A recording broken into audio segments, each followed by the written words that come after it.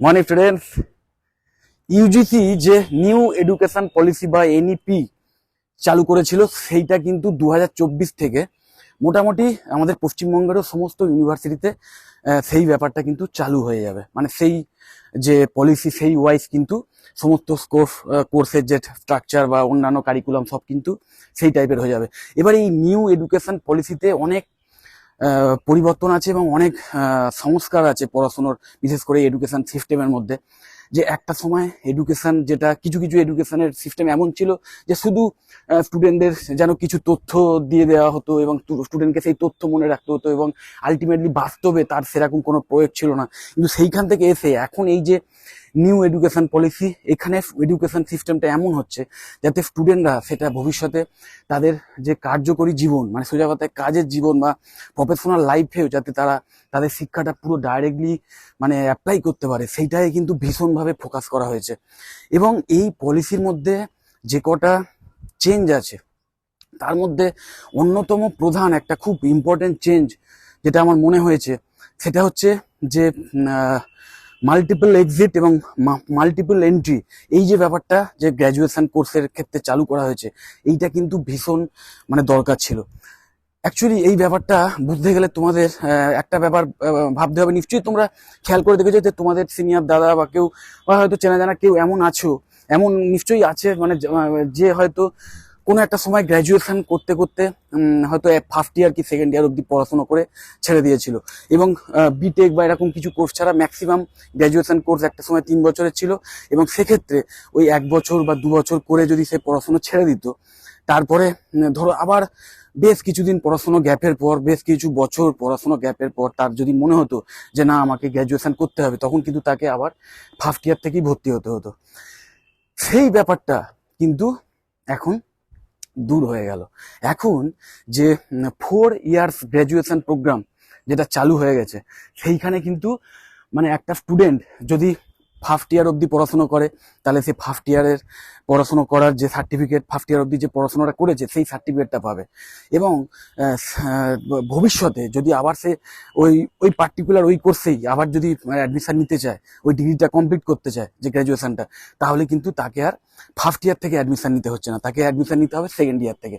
ওই certificate show করলেই হবে।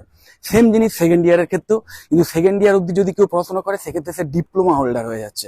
সে কিন্তু সেই কোর্সের ডিপ্লোমাটা হাতে পাচ্ছে, এবং সেই ডিপ্লোমার ভিত্তিতে সে যেখানে চাকরি পেলো কি কাজের ক্ষেত্রে অবশ্যই সুবিধা হতে পারে, সেখান থেকে তো মানে সেই সুবিধাটা তো আছেই।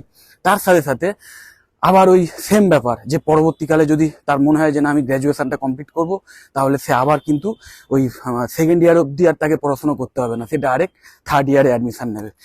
এবং এই ব্যাপারটা মানে হওয়াতে হয়েছে কি, যে স্টুডেন্টদের যে ধরো অনেক স্টুডেন্ট আছে যাদের ধরো পড়াশোনা করতে করতে বিভিন্ন আর্থিক প্রবলেম এসে যায় বা ফ্যামিলিগত প্রবলেম এসে যায়, বা অনেক সময় মেন্টালিটি চেঞ্জ হয়ে যায়, ইচ্ছে করে না পড়াশোনা করতে, যে কারণে হয়তো ফার্স্ট ইয়ার কি সেকেন্ড ইয়ার পরে সেই স্টুডেন্ট পড়াশোনা করা ছেড়ে দিত। কিন্তু ভবিষ্যতে হয়তো তার আবার সেই দরকারটা মানে সে বুঝতে পারতো এবং তার সুবিধাও হয়তো ছিল বা টাইমও হয়তো আছে যে এই সময়টা আমি গ্র্যাজুয়েশনটা করব, কিন্তু সেই সুযোগটা সে পেতো না, এবং পেলেও তাকে সেই ফার্স্ট ইয়ার থেকে করতে হতো। তো সেইটা কিন্তু এখন আর রইলো না। এখন যে কোনো স্টুডেন্ট যখন ইচ্ছে তার গ্র্যাজুয়েশন কমপ্লিট করে নিতে পারবে। কিন্তু তোমাদের আমি বলবো, যারা ক্লাস 12-এর স্টুডেন্ট এবং ভবিষ্যতে যারা মানে আর কয়েক মাসের মধ্যেই যারা অ্যাডমিশন নিতে চলেছো বা কয়েক দিনের মধ্যেই যারা অ্যাডমিশন নিতে চলেছো, তাদেরকে আমি সাজেস্ট করব যে এটা কিন্তু একটা অ্যাডেড বেনিফিট, মানে এটা একটা মানে এটা একটা সুবিধা বলতে পারো। তো সেই সুবিধার অপব্যবহার কিন্তু করো না। মানে আমি বলতে চাইছি, মানে তোমরা যদি এরকম ভেবে থাকো যে বাহ এ তো বেশ মজার জিনিস হয়েছে, যে যখন খুশি আমি অ্যাডমিশন নেবো এবং ইচ্ছে মতো আমি 1 বছর 2 বছর পড়াশোনা করে আবার ছেড়ে দেবো, আবার যখন খুশি আমি আবার পরে অ্যাডমিশন নিয়ে আবার পড়াশোনাটা কমপ্লিট করে দেবো, এই মেন্টালিটি কিন্তু নিও না। এটা কিন্তু একটা মানে যদি কারোর প্রবলেম থাকে সেই রকম, তারা যাতে সেই সুবিধাটা পায় তার জন্য এই ফেসিলিটিটা দেওয়া হয়েছে। কিন্তু এটাকে যদি তুমি মানে অপব্যবহার করো, মানে ইচ্ছে মতো ইউজ করো, যে না তোমার হয়তো কোনো অসুবিধে নেই, তোমার হয়তো সময় আছে, তুমি পড়াশোনাটা কন্টিনিউ করতে চাও, মানে করাটা তোমার কাছে কোনো অসুবিধেই হবে না, কিন্তু তাও তুমি যদি ইচ্ছে করে জাস্ট মানে মন করছে না বলে ছেড়ে দিলে, এইরকম টাইপের মেন্টালিটি কিন্তু নিও না। বা ফেসিলিটিটা আছে বলেই ছেড়ে দিলে এইরকম টাইপের মেন্টালিটি নিও না। কারণ প্রথম কথা, যারা ফোকাসড হয়, যারা ভবিষ্যতে কেরিয়ারের জন্য একদম ফোকাসড, তাদের জন্য তো আমি অবশ্যই বলবো যে 4 বছরের যে গ্র্যাজুয়েশন, সেই 4 বছরের গ্র্যাজুয়েশন কোর্সই কমপ্লিট করো। কারণ তাহলে অনার্সও পাবে, তার সাথে সাথে যে রিসার্চ যে তুমি কমপ্লিট করেছো তার মানে সেই মানে অনার্স উইথ রিসার্চ, এইটা কিন্তু তুমি পাবে মানে সেই গ্র্যাজুয়েশনের সাথে। এবং তার ফলে তুমি ভবিষ্যতে তোমার চাকরির ক্ষেত্রে তো অবশ্যই একটা অ্যাডেড বেনিফিট পাবেই। তার সাথে সাথে ভবিষ্যতে যদি তুমি আরো হায়ার স্টাডিজ করতে চাও, বিশেষ করে রিসার্চ লাইনে যেতে চাও, পিএইচডি করতে চাও এবং প্রফেসর হতে চাও, বা আরো মানে একটা টপ লেভেলে নিজের কেরিয়ারটাকে নিয়ে যেতে চাও, তাহলে কিন্তু মানে ভীষণ অ্যাডেড বেনিফিট পাবে যদি 4 বছরের এই কোর্সটা কমপ্লিট করো। তো যারা ফোকাস, যারা ভবিষ্যতের জন্য একদম ফোকাসড, তাদের আমি বলবো অবশ্যই এম করো যে 4 বছরের কোর্সই কমপ্লিট করবে। আর যাদের একান্তই সেটা সম্ভব নয়, যে অনেকে মানে কেউ যদি ভাবো যে না স্যার 4 বছর আমার পক্ষে দেওয়া সম্ভব নয়, 3 বছর ঠিক আছে, আমি গ্র্যাজুয়েশনটা কমপ্লিট করতে চাই, তাদের জন্য কিন্তু আমি বলবো ওয়েল অ্যান্ড গুড, 3 বছর অন্তত পড়াশোনা করে গ্র্যাজুয়েশনটা কমপ্লিট করো। সেক্ষেত্রে হয়তো অনার্স পাবে না, গ্র্যাজুয়েশনটা কমপ্লিট করে নাও, পরবর্তীকালে যখন সুযোগ পাবে, সুবিধা পাবে, তখন আবার 1 বছর পড়াশোনা করে অনার্স পেয়ে যাবে এবং রিসার্চের যে সার্টিফিকেট সেটাও পেয়ে যাবে।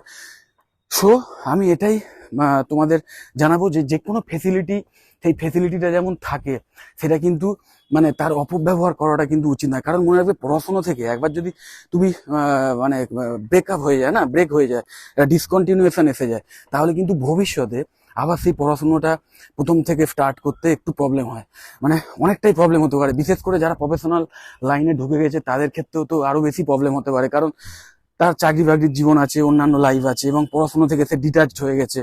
তো সেইখান থেকে হঠাৎ আবার যখন তার দরকার পড়বে, তখন সে যদি ওই মানে রেগুলার পড়াশোনার লাইফে চলে আসে, তার ক্ষেত্রে কিন্তু সেই রিদমটা ধরাটা একটু প্রবলেম হয়।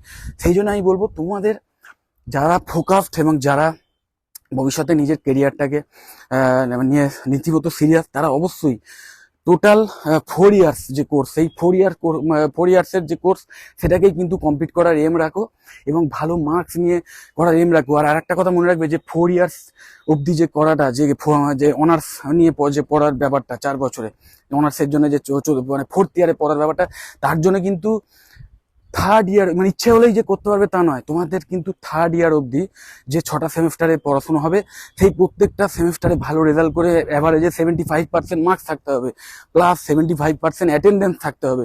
তবেই কিন্তু তুমি 4th ইয়ারে মানে অ্যাডমিশন নেওয়ার সুযোগ পাবে এবং তুমি অনার্স করার সুযোগ পাবে। সো এইটা মাথায় রাখবে যে ইচ্ছে হলেই যে করতে পারবে তা নয়, তোমাকে অবশ্যই ফোকাস থাকতে হবে, অবশ্যই পড়াশোনার প্রতি ডেডিকেশন তোমার থাকতে হবে, তবেই কিন্তু সেই সুযোগ তুমি পাচ্ছ। তো ভিডিওটা যদি ভালো লাগে অবশ্যই লাইক দিও, যদি চ্যানেলটা সাবস্ক্রাইব না করে থাকো একটু সাবস্ক্রাইব করে নাও। আর আমি আমার এই ভিডিও ডেসক্রিপশন বক্সে বেশ কিছু আমাদের ম্যাকআউট অ্যাফিলিয়েটেড যে কলেজ আছে, প্রাইভেট কলেজ আছে, সেখানে এবং যেখানে ভালো মানে বেশ জব ওরিয়েন্টেড কোর্স করানো হয় এবং ফুল টাইম এই গ্র্যাজুয়েশন কোর্স করানো হয় এবং 4 ইয়ার্সের গ্র্যাজুয়েশন কোর্স করানো হয় এবং অ্যাফোর্ডেবল ফিজের মাধ্যমে কিন্তু কোয়ালিটি এডুকেশন প্রোভাইড করা হয়। সেই সমস্ত কলেজের ওয়েবসাইটের লিঙ্ক আমি দিয়ে দিচ্ছি, অফিসিয়াল ওয়েবসাইটের লিঙ্ক। তোমরা ডাইরেক্ট সেই লিঙ্কে ক্লিক করে কলেজের ওয়েবসাইট ভিজিট করে আরো ডিটেল থেকে নিতে পারো। খুব শীঘ্রই আবার দেখা হচ্ছে, টাটা।